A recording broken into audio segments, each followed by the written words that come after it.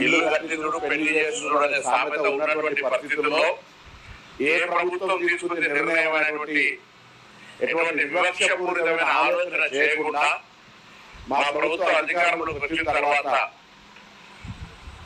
Online అంటే green channel ద్వారా నిధులను కేటాయిస్తూ కళ్యాణ లక్ష్మి షాదీ ముబారక్ కొనసాగిస్తా ఉన్నాం. వాళ్ళు 2014 తీసుకున్నటువంటి లోపభూయిష్టమైనటువంటి కొంత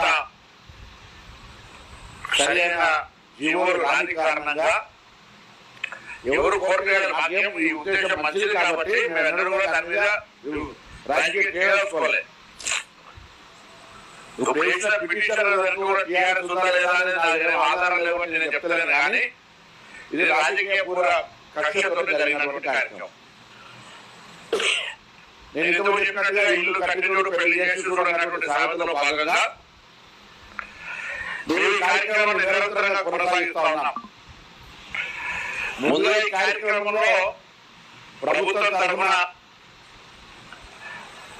నోడల్ మంత్రిగా బ్యాక్వర్డ్ క్లాస్ వెల్ఫేర్ మినిస్టర్ గా ఇందుకు సంబంధించి న్యాయపరంగా కౌంటర్ ఫైల్ చేయకపోవడం గల కారణము అటు బాధ్యత గల